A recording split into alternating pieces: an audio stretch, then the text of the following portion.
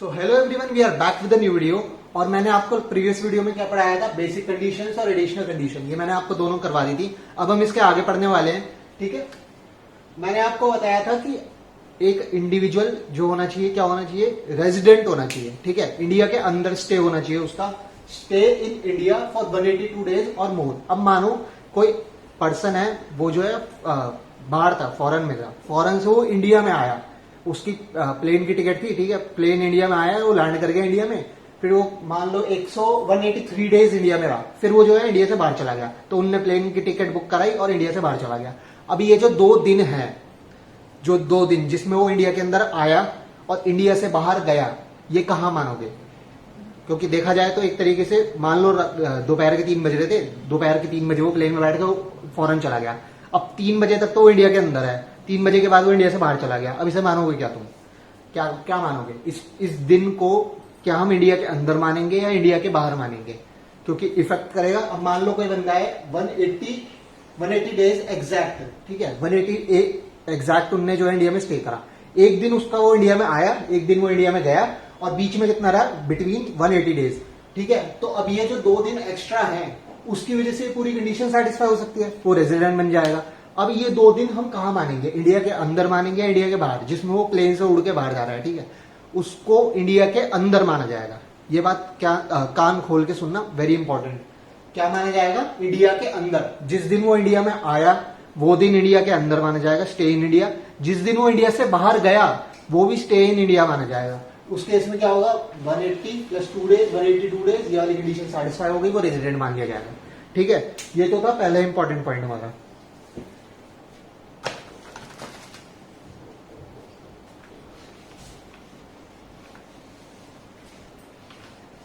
Now everyone, मैं आपको एक और बहुत इंपॉर्टेंट टॉपिक पढ़ाने वाला हूं। हमारे 3 केस होते हैं। अब पहले तो मैं ये पूछता हूं, क्या सर यही तरीका है जिसके थ्रू हम रेजिडेंट बन सकते हैं? और भी कुछ केस वगैरह होते हैं क्या? हमारे 3 केस होते हैं, स्पेशल केस, एक्सेप्शन मान लो उन्हें, जिसमें ये कंडीशन लगती है बट किसी और तरीके से लगती है, इस ऑर्डर में नहीं लगती, इस तरीके से नहीं लगती। ठीक है, 3 स्पेशल केस हैं। क्या स्पेशल केस है वो आपको बताऊंगा। पहले चेंज क्या आता है उन स्पेशल केसेस की वजह से, वो बताता हूं। ठीक है, मान लो 3 स्पेशल केस हैं, मैं आपको भी बताऊंगा। उन 3 में से एक स्पेशल केस हमारा आया, ठीक है, उसमें क्या होगा? हमारी बेसिक कंडीशन, सबसे पहले आते हैं बेसिक कंडीशन में। हमने क्या लिखा है? और। इसका मतलब क्या है? या तो ये सेटिस्फाई हो जाए, ठीक है, या फिर ये सेटिस्फाई हो जाए, तो हम क्या बन जाएंगे? रेजिडेंट बन जाएंगे। ठीक है, ये मैं आपको बताया था। अब स्पेशल केस में क्या होगा? स्पेशल केस है, मान लो स्पेशल केस में क्या होगा सर? स्पेशल केस है, स्पेशल केस में बहुत इंपॉर्टेंट है, सारे यही कंफ्यूज होते हैं। क्या ये वाली कंडीशन क्या है? एग्जिस्ट ही नहीं करती। ठीक है, क्या करना है तुम्हें? इग्नोर करना है। ये कंडीशन है ही नहीं, इस पे तो पट्टी लगा दी हमने। ठीक है, ये इग्नोर, मेरा हाथ आ गया, ये इग्नोर। ठीक है, तो अब कौन सी कंडीशन बची? ये हमने इग्नोर कर दी, ये एग्जिस्ट ही नहीं करती, ये मानना। ये इग्नोर कर दी, ये वाली कंडीशन बची। इसका मतलब क्या बना? इसका मतलब ये है सिर्फ ओनली ये वाली कंडीशन अगर ये सेटिस्फाई हो रही है तो तुम रेजिडेंट बनोगे, नहीं हो रही तो सीधा नॉन रेजिडेंट। ये वाली कंडीशन भी हमें ऑप्शन मिलता था ना, बैकअप, ये नहीं होने वाला, ये कंडीशन हमें चेक नहीं करनी। किस केस में? स्पेशल केस में। स्पेशल केस क्या है वो आपको आगे बताऊंगा। उस केस में क्या करना है? तीनों स्पेशल केसेस में ये इग्नोर कर देनी है, सिर्फ ये सेटिस्फाई हुई या ना हुई वो देखनी है। ठीक है, और मान लो ये सेटिस्फाई हो गए, तुम रेजिडेंट बन गए, तो फिर सर इनका क्या होगा? ये नॉर्मली जैसे हम देखते हैं वैसे ही देखेंगे। इसमें दोनों सेटिस्फाई होंगे तो तुम क्या बन गए? ROR बन गया, नहीं हुई तो R0 बन गए। ठीक है, ये वाली इग्नोर कर देंगे, ये वेरी इंपॉर्टेंट है, ध्यान रखना, ये वाली इग्नोर। ठीक है, नाउ एवरीवन, मैंने क्या बताया था? स्पेशल केसेस कितने? 3। उसमें क्या होने वाला है? स्पेशल केस पढ़ा रहा हूं अब मैं। इन फॉलोइंग 3 केस है, ABC 3 केस है जो मैंने बोला था। Cases only basic condition 1। कौन सी कंडीशन? Basic condition 1 is applicable. मैंने क्या कहा था? 182 डेज और मोर वाली एप्लीकेबल है, और उसके नीचे और के बाद जौन सी थी, कौन सी? 60 डेज और मोर वाली, उसे हम क्या करेंगे? इग्नोर। उस पर तो पट्टी बांध दी हमने। Ignore basic condition 2। इग्नोर जैसे वो तुम्हें करती है ना, वैसे तुम भी इग्नोर। Ignore basic condition 2। ठीक है, first basic condition, first special case क्या है हमारा? इंडियन सिटीजन, पहले तो यही वर्ड समझ लो, इंडियन सिटीजन है। इंडियन सिटीजन क्या होता है और रेजिडेंट क्या होता है, अंतर क्या है दोनों में। इंडियन सिटीजन वो होता है जो पैदा इंडिया के अंदर हुआ, बड़ा इंडिया के अंदर हुआ, पैसा भी इंडिया के अंदर कमाएगा और मर भी इंडिया के अंदर जाएगा। इंडियन रेजिडेंट क्या होता है, जो इंडिया के अंदर रह रहा है, फॉरेन में भी जा सकता है वो, इंडिया में भी वापस आ सकता है। इंडियन सिटीजन कौन, जो पैदा इंडिया में हुआ है और इंडिया में अभी रह रहा है, ठीक है। इंडियन सिटीजन लीव इंडिया, छोड़ के जा रहा है वो इंडिया को, during previous year for employment outside India. क्या कर रहा है ये, फर्स्ट केस क्या कह रहा है, फर्स्ट केस कह रहा है कोई इंडियन सिटीजन जो इंडिया के बाहर जा रहा है, किसके लिए, काम धंधे के लिए, पैसा कमाने के लिए, एम्प्लॉयमेंट में, इसमें बिजनेस भी आ गया, तुम्हारा प्रोफेशन भी आ गया, ठीक है। एम्प्लॉयमेंट लिखा है इधर सिर्फ आउटसाइड इंडिया, इंडिया के बाहर, ठीक है। ये हो गया स्पेशल केस 1। इसका मतलब क्या है, अगर वो प्रीवियस ईयर में तुम्हारा इंडिया छोड़ के भाग गया, ठीक है, कि मैं तो काम करने जा रहा हूं, उस केस में क्या होगा, उस केस में सिर्फ तुम्हारी बेसिक कंडीशन 1 देखेंगे, 2 को इग्नोर, ठीक है। सेकंड स्पेशल केस क्या है, इंडियन सिटीजन, वापस क्या लिखा है, इंडियन सिटीजन कौन होते हैं, इंडिया के अंदर जो पैदा हुआ और काम यहां पे कर रहा है।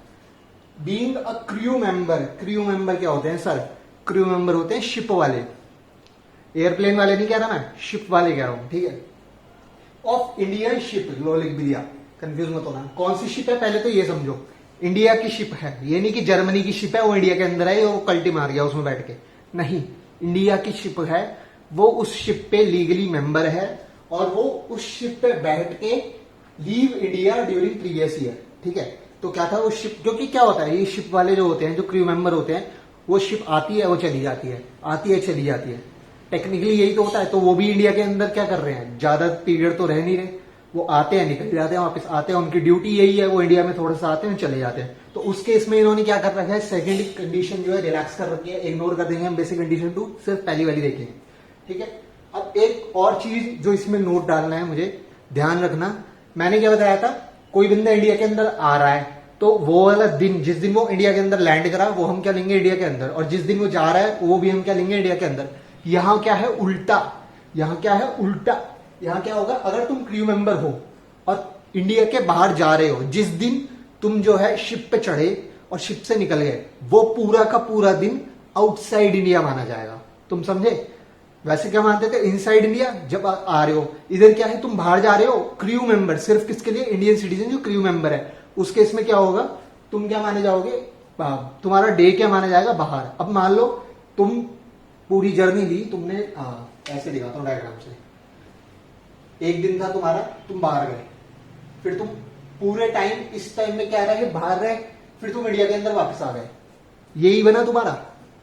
इस दिन, जिस दिन तुम बाहर गए, ये स्टे आउट ऑफ इंडिया, ये पूरा पीरियड तुम बाहर ही थे, तुम इंडिया के अंदर आए, इस दिन को भी हम क्या मानेंगे, स्टे आउट ऑफ इंडिया, ठीक है।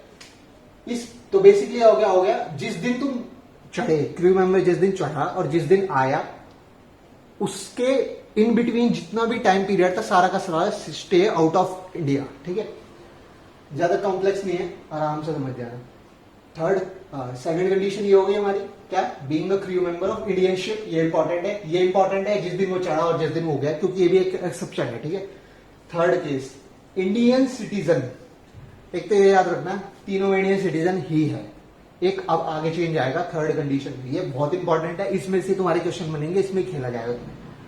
और person of Indian origin, sir ये क्या है, ये क्या लिख दिया, person of Indian origin, Indian citizen तो जो पैदा हुआ है और इंडिया में काम कर रहा है, पर्सन ऑफ इंडियन ओरिजिन कौन है, पर्सन ऑफ इंडियन ओरिजिन वो जिसके माँ बाप भी इंडिया के अंदर पैदा हुए थे, जिसके दादा दादी, उसके भी परदादा दादी सारे इंडिया में पैदा हुए थे। इंडियन ओरिजिन, इंडियन ओरिजिन क्या, अनडिवाइडेड इंडिया, अनडिवाइडेड इंडिया मतलब बंटवारा जब हुआ था 1947 में, उससे पहले अगर तुम्हारे माँ बाप पैदा हो गए, माँ बाप तो नहीं होंगे, दादा दादी पैदा हो गए थे और तुम इंडिया के अंदर हो अभी, तो तुम क्या माने जाओगे। अब मान लो तुम्हारे दादा दादी जो थे इंडिया में पैदा हुए थे, ठीक है, तुम अब जो है कहाँ रहते हो, जापान में रहते हो, ठीक है, तो तुम क्या माने जाओगे, इंडियन सिटीजन तो नहीं रहे, तुम इंडिया के अंदर पैदा नहीं हो, जापान में पैदा हुए थे, बट तुम्हारे दादा दादी इंडिया के थे, तुम क्या माने जाओगे, पर्सन ऑफ इंडियन ओरिजिन माने जाओगे, ठीक है। अब person of Indian origin engaged outside India, काम क्या कर रहे हो, जापान में काम कर रहे हो तुम अपने, ठीक है, इन वर्क, काम के लिए, एम्प्लॉयमेंट हो गया, बिजनेस हो गया, प्रोफेशन हो गया, कुछ भी कर रहे हो तुम वहां पैसे कमाने के लिए। एंड विजिट इंडिया, इंडिया में क्या आए हो, पार्टी बनाने आए हो, घूमने आए हो, क्या देख के आएंगे दादा दादी कहाँ रहते थे, ठीक है। In India during previous year, and his total income, and his total income, income घुसेड़ दी यहां पे। अभी तो हम वादियों में जा रहे थे इंडिया की। Excluding foreign income, excluding foreign income, मान लो जापान का आदमी है, ठीक है, जापान में वो पैसा कमा रहा है अपना नौकरी वोकरी करके, और उनने जो है इंडिया में लैंड खरीद रखा था, इंडिया से भी इनकम हो रही है उसकी, और जापान में बैठा है मस्त पैसा नोट छाप रहा है, ठीक है। फॉरेन इनकम कौन सी होगी? इंडिया के परस्पेक्टिव से फॉरेन है जापान, वहां जापान में वो इनकम कमा रहा है पर्सन ऑफ इंडियन ओरिजिन, तो वो फॉरेन इनकम हो गई। जापान की इनकम फॉरेन इनकम।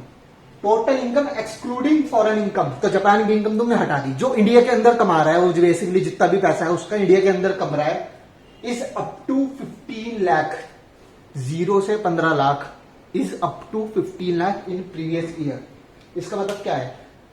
जापान में रह रहे, जापान में कितना कमाया हमें फर्क नहीं पड़ता, जापान की गवर्नमेंट देखेगी। इंडिया की गवर्नमेंट क्या देखेगी? इंडिया के अंदर जो तुमने कमाया, इंडिया के अंदर तुमने कितना कमाया, अप टू 15 लाख, यानी 0 से 15 लाख तक अगर तुमने इंडिया की इनकम है तुम्हारी, ठीक है, और तुम क्या हो, पीओआई जो इंडिया के अंदर पार्टी बनाने आ रहे हैं, विजिटिंग इंडिया, तो तुम्हारी क्या होने वाली है, रेजिडेंट स्टेटस के लिए फर्स्ट कंडीशन देखी जाएगी, सेकंड इग्नोर मार देना, सेकंड इग्नोर मार देना।